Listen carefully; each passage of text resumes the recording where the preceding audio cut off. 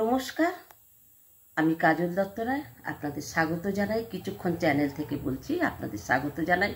আপনারা আমার এই গল্পটা শুনে যদি ভালো লাগে অবশ্যই আমাকে সাপোর্ট করবেন। আজকে আমি যে গল্পটা বলতে চলেছি, এই গল্পটা আমার মানে 3 হাত দিয়ে এসছে। যেমন আমার ঠাকুমা এই গল্পটা কার থেকে শুনেছিল আমি জানি না, তারপরে আমার মাকে বলেছে, আমার মা আমাকে বলেছে, মানে 3 পুরুষ হয়ে আমার হাতে এসছে। গল্পটা আপনাদের শুনলে ভালো লাগবে, আর শোনাটা বোধহয় খুব দরকার। সবাই আমরা কি করি, কোনো সময় আমরা যদি কোনো অসুবিধে পড়ি, আমরা নয় ভগবানকে দোষ দিই, নয় ভাগ্যকে দোষ দিই। কিন্তু ভগবান, ভাগ্য এগুলো খুব ভুল কথা। আজকে যে গল্পটা বলতে চলেছি শুনবেন, শুনলে আমার মনে হয় সবার পুণ্যই হবে, কারণ ইনিও ভগবান। আমাদের যখন জন্ম হয় তখন আমরা একটা মায়েরা কি করে, যে 6 ষষ্ঠী করে। সেই 6 ষষ্ঠীর দিনই বিধাতা পুরুষ আমাদের কপালের একটা লেখন লেখে। নামকরণ কিন্তু তখন হয় না। বিধাতা পুরুষ আমাদের কপালে যে লেখাটা লিখে দেয় সেটা 6 দিনের মাথায় দেয়। আর এই 6 ষষ্ঠী আমার মনে হয় সবাই করে বাচ্চাদের। এইবারে 6 ষষ্ঠীর পরে নামকরণ হয়। এইবার একদিন আমরা তো সবাই সবার ভাগ্যকে দোষ দিই। তাহলে আজকে যে গল্পটা করছি সেই গল্পটা ভীষণই ভালো, শুনলে ভাল লাগবে। আমরা যখন আমার মা এই গল্পটা করেছিল আমার সাথে, তা 6 ষষ্ঠীর দিন তো আমাদের ভগবান আমাদের কপালে লিখে দেয়। কিন্তু বিধাতা পুরুষ একদিন কি করছে, ওনারও একটা কন্যা সন্তান হয়েছে। কন্যা সন্তান হওয়ার পরে উনি তো সবার ভাগ্য লিখে দেন, কিন্তু উনি দেখে লেখেন না, ওনার হাত দিয়ে যেটা আসে সেটাই উনি লেখেন। তা এরকমভাবে ওনার একটা কন্যা সন্তান হয়েছে। তা কন্যা সন্তানের তো নামকরণ আগে হবে না, কপালের লেখা না থাকলে।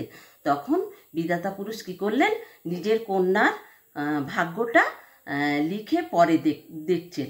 তা ভাগ্যটা যতবারই লিখছে, উনি লেখাটা আসছে মরা বর আর পাথরের ঘর।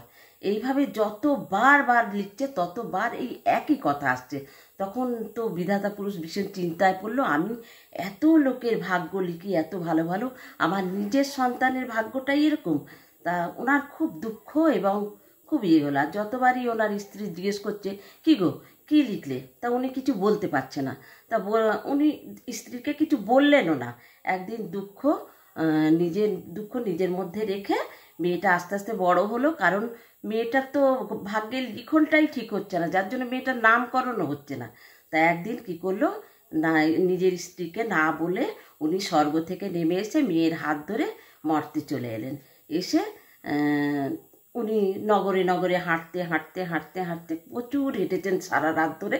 হাঁটতে হাঁটতে একটা জায়গায় উনি দেখলেন যে খুব আলো ঝলমলে প্রাসাদ এবং প্রচুর লোকজন, মানে এদিক ওদিক পড়ছে, সবই করছে। এখন মেয়ে কী করলো, যে বলল বাবাকে, যে বাবা আমার ভীষণ জল পিপাসা পেয়েছে, আমি ভীষণ জল পিপাসায় খুব কষ্ট পাচ্ছি। তখন মেয়েকে বললো, ঠিক আছে তুমি একটা কাজ করো, তুমি ওই যে রাজপ্রাসাদে সবাই ঢুকতে বেরোচ্ছে, তুমি ওখানে গিয়ে একটু জল খেয়ে এসো, আমি এখানে বাইরেটা বসছি।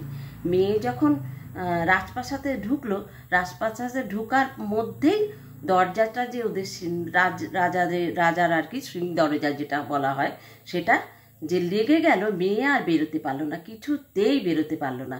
আর বাবাও বাইরে থাকলো।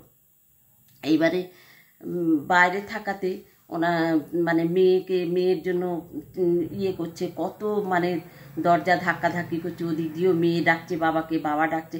ইতিমধ্যে মেয়ে ঢোকার পরে ওই রাজপ্রাসাদে যত লোক যেখানে যেমনভাবে দাঁড়িয়েছিল সবাই পাথর হয়ে গেল, সবাই পাথর হয়ে গেল।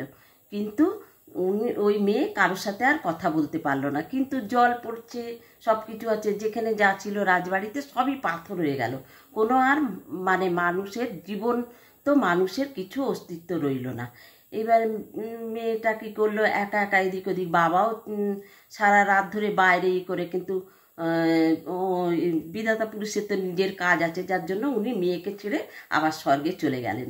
নিজের কাজ তো করতে হবে। মেয়েও থেকে গেল এখানে। মেয়ে এবার এঘর ওঘর করলো, সকালবেলা উঠে করার পরে দেখছে একটা ঘরের মধ্যে রাজপুত্র শুয়ে আছে, তার গায়ে 101খানা কাঁটা বিঁধানো আছে।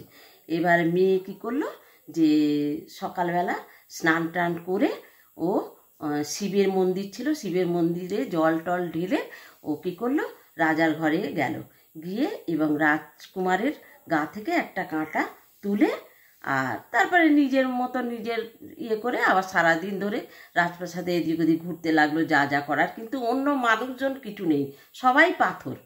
এইবারে এরম করতে করতে ওর 100 দিন পুরো হয়ে গেল, একটা একটা কাঁটা তুলতে তুলতে।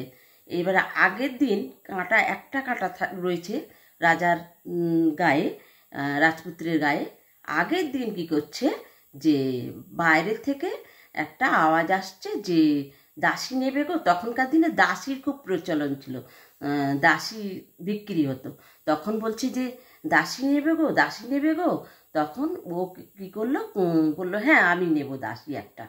তখন বলল ঠিক আছে, সেই দাসী আর কি ও কিনবে। এবার কি দিয়ে কিনবে, ওর কাছে তো পয়সা করি কিছুই নেই। তখন ওর বাবার দেয়া দুখানা হাতে কঙ্কন ছিল, সেই কঙ্কন দুটোর মধ্যে একটা কঙ্কন ওই যে বিক্রি করছিল নপর তার হাতে দিয়ে বলল ঠিক আছে আমি এই কঙ্কনটা দিয়ে এই দাসীটা নেব। তখন ও কঙ্কনটা ওনার হাতে দিল এবং দাসীটাকে কিনে নিল। দাসী বাড়িতে যে আমি একা আছি, ভালোই হবে দুজনে মিলে কথা টথা বলতে পারবো। তা দাসী কিনে নিয়ে ঘরে ঢুকলো এবং দুজনে মিলে আছে সারাদিন। পরের দিন ভোরবেলা এই বিধাতা পুরুষের মেয়ে ওঠার আগে ওই দাসী উঠে পড়েছে। উঠে এদিক ওদিক দেখে ও কি বুঝেছে, বোঝার পরে ও নিজে স্নান করে ওই শিবের মন্দিরে গেছে, গিয়ে শিব ঠাকুরের উপরে মাথায় জল ঢেলে এবং আস্তে আস্তে রাজপুত্রের ঘরে গেছে। গিয়ে একটা কাঁটা যে ছিল ওই কাঁটাটা তুলতেই রাজপুত্র জেগে উঠেছে।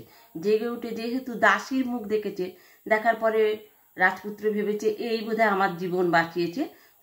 তখন কি করলো, দাসীকে নিয়ে শিবের মন্দিরে গিয়ে ওই শিবের ইয়ের থেকে একটা মালা তুলে দাসীর গলায় দিয়ে দিয়েছে। দাসীর সাথে রাজপুত্রের বিয়ে হয়ে গেছে। এইবারে বিধাতা পুরুষের মেয়ে তো খুব দুঃখ হয়েছে যে আমি এত কষ্ট করে এত ইয়েভাবে সারা 100টা কাঁটা পুরো তুললাম, এত কিছু করলাম, আর আজকে আমার ভাগ্যে এই লেখন ছিল বলে খুব ইয়ে করছে। তা সব ও দাসী হয়ে গেল আর এ রানী হয়ে গেল, দাসী রানী হয়ে গেল, আর যে রানী হওয়ার কথা ছিল বিধাতা পুরুষের মেয়ে ও দাসী হয়ে গেল। ও এবার প্রতিটা দিন প্রতিটা কাজের মধ্যেই ঘুরতে ফিরতে এই একটাই কথা বলে যে হাতের কঙ্কন দিয়ে কিনলাম দাসী, দাসী হলো রাজরানী, আমি হলাম পথের ভিখারি। এই বলে ও বলতেই থাকে। বলতে বলতে বলতে বলতে এই কথাটা একদিন রাজপুত্রের কানে গেল। কানে যাওয়াতে রাজপুত্র বলছে দাসীকে যে ওই মেয়ে কি বলে, দাসী কি বলতে চায়, কি বলে। তখন ও কিছুতেই বলতে চায় না। তারপরে ও ভালো করে শুনলো রাজপুত্র। শোনার পরে বলছে ও তো বলছে যে হাতের কঙ্কন দিয়ে কিনলাম দাসী, দাসী হলো রাজরানী, আমি হলাম পথের ভিখারি। তখন ওই বিধাতা পুরুষের মেয়েটাকে ডাকছে, এই শোনো তুমি এই কথাটা প্রত্যেক দিন বলো কেন। তখন ও প্রত্যেকটা পুরো গল্পটা বললো যে এরম এরম ব্যাপার, আমার বাবা আমাকে নিয়ে এই নগরে এসেছিলো, তারপরে আপনার রাজবাড়িতে ঢোকার পরেই আপনাদের দরজা বন্ধ হয়ে গেছে, বন্ধ হয়ে যাওয়ার পরে আমি আর বেরোতে পারিনি। বাবার কাজ আছে, ভাগ্যের লিখন লিখে বাবা তো স্বর্গে চলে গেছে, আমি আর যেতে পারিনি। তখন আমি ও যে বিয়ে করেছেন আপনি রানী, ও কিন্তু দাসী, ওকে আমি কিনেছি আমার হাতের কঙ্কন দিয়ে। এই দেখুন দুটো হাতে একটা কঙ্কন দিয়ে ওকে কিনেছি। তখন বলল রাজপুত্র বলল হ্যাঁ এটাই। তখন দাসীকে ডাকলো, দাসী বলল হ্যাঁ এটাই সত্যি।